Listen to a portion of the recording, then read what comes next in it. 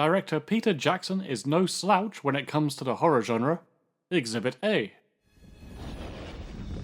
Exhibit B. And oh Jesus Christ, Exhibit C. It's no surprise then that so many memorable moments from the Lord of the Rings trilogy benefit from his spooky sensibilities. So, I thought it would be a right lark to rank the scariest scenes.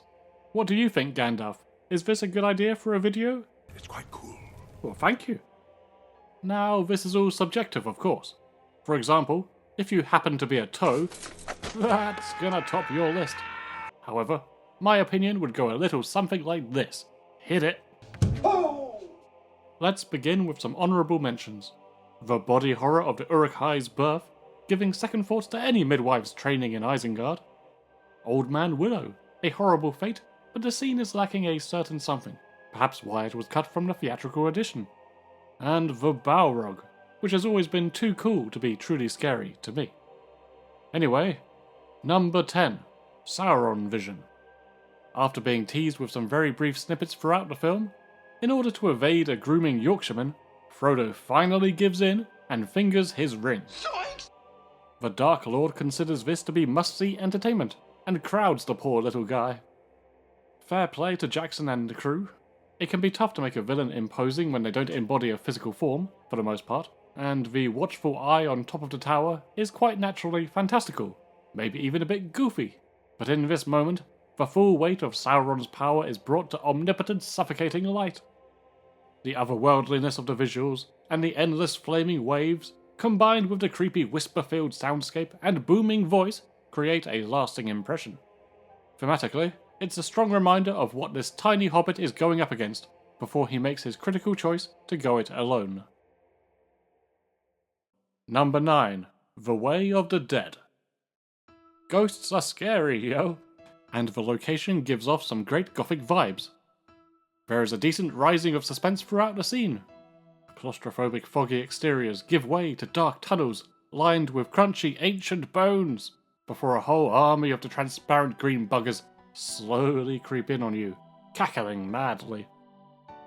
The natural horror of these parts, however, is dulled by a few aspects, namely the badassery of Aragorn, the comedic relief of Gimli, and the Harry Potter or Pirates of the Caribbean-esque sequence that concludes it. Still, it adds a welcome spooky side story away from all the sieges and grand scale that dominates the third film. Before we proceed, let's have a word from our sponsor. Potatoes! Number 8, Get Off the Road. This scene is pivotal, marking the first real hitch in the Four Hobbits' quest, indicated perfectly in the way their faces transform from childish joy to utter fear.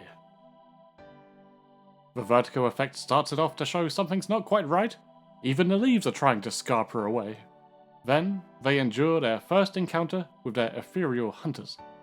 Even now I find myself holding my breath along with the hobbits, though thank Ilúvatar I wasn't there. Once the bugs arrived, I would have screamed and jumped and ruined the whole bloody thing. What keeps this scene lower in my list is not because it is faithfully lifted from the animated version, but because that iteration is even more terrifying. Number 7. Knick-Knack Grishnákh gives a dog a bone. The mealtime quarrel between the Orcs and the Uruk-hai is stuff of legend, more quotable than your average movie in one scene alone. But behind all the maggoty breads and fish is a creepy little son of a warg called Grishnákh. Maybe it's the bound helplessness of the two hobbits. Maybe it's the crazed, bloody-mouthed, starved desperation issuing from this guy. Or maybe it's just because he reminds me of that weirdo who is terminally at the bar.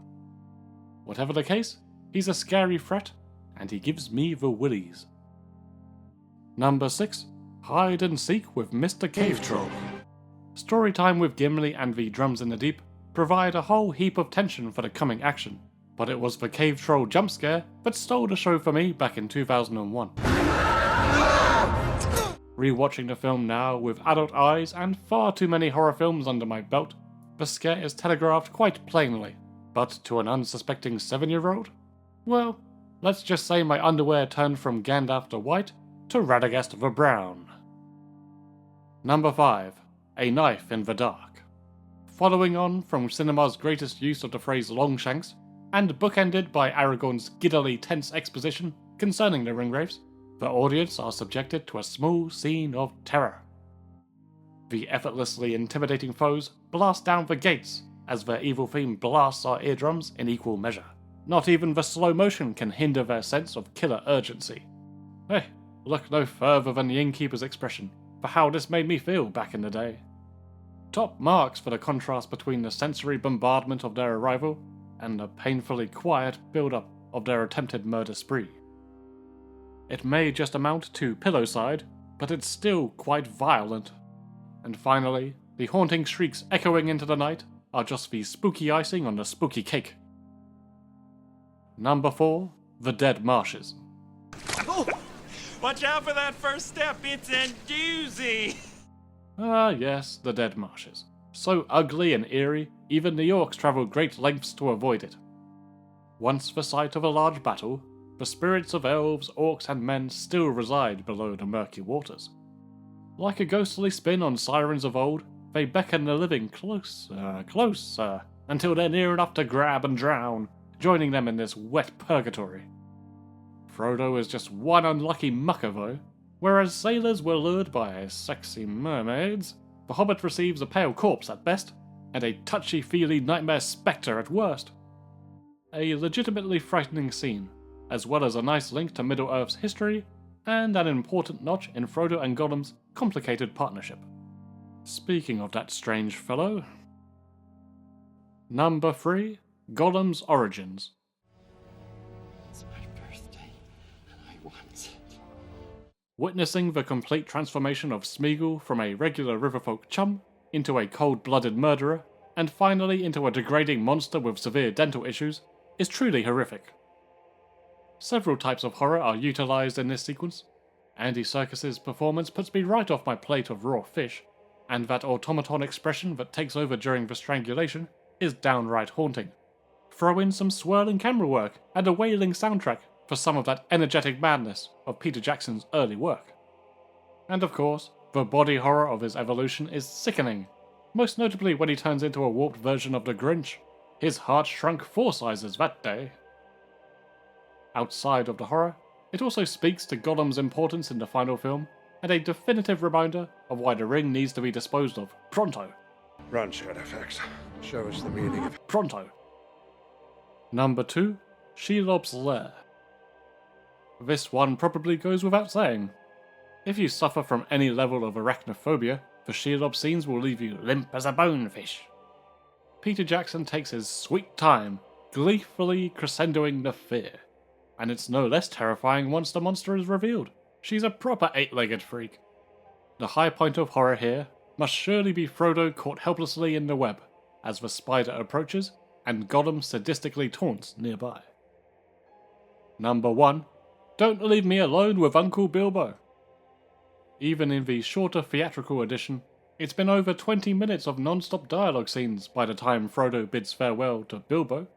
What a genius idea it was then, to make sure the less interested members of the audience were still awake. Nobody expects the Baggins Inquisition.